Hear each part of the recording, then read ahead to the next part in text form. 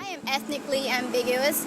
My mom's side of the family is Hispanic Nicaraguan. Even that is like mixed with the different Hispanic countries.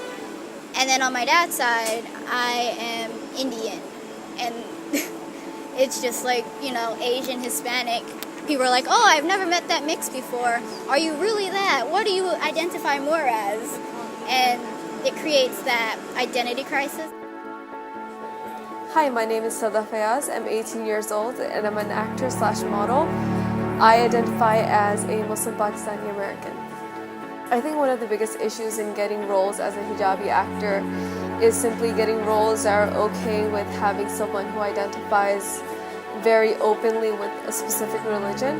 So that's definitely been a struggle, but along with that, it's also just a lack of opportunity for people from specific cultures and backgrounds, because almost all projects will have at least a role for a Caucasian male or female, and then at least one role for a mixed ethnicity person, which doesn't necessarily have to mean a Muslim hijabi or any type of person. I think most of the time they are looking for someone who does look a little more Caucasian.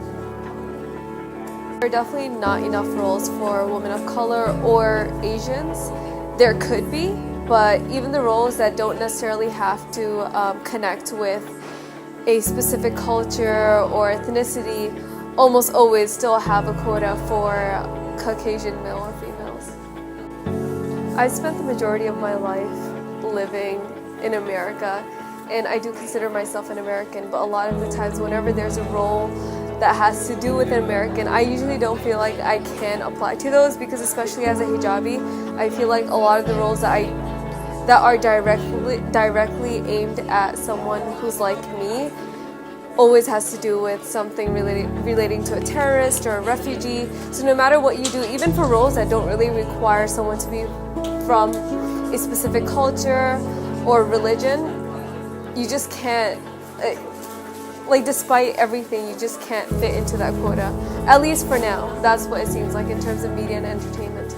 In a way, I have experienced yellow fever in that there's always that hypersexuality of the hijab and just like what it means to a lot of people. So a lot of people, I know I've experienced oh, what's under that hijab? What's underneath there? I want to see that and stuff like that. Or I think especially in terms of hijab, whether you talk about this in general, in culture, in society, or in terms of media and entertainment, the hijab is always sexualized. It's really, really funny because any role that has, even recently, roles with hijabis in it, Degrassi has a hijabi actor, well, not a hijabi actor, hijabi role.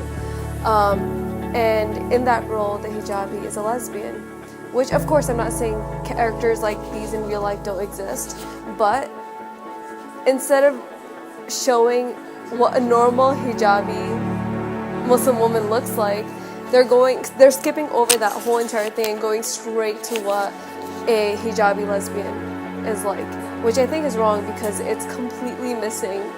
It's either one extreme or the other. It's completely missing what normal Muslim American women look like.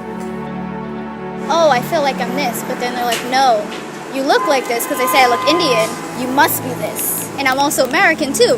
And it's like, I go to the Hispanic group, they're like, you're not Hispanic enough. Go to the Indian group, they're like, you're not Indian enough.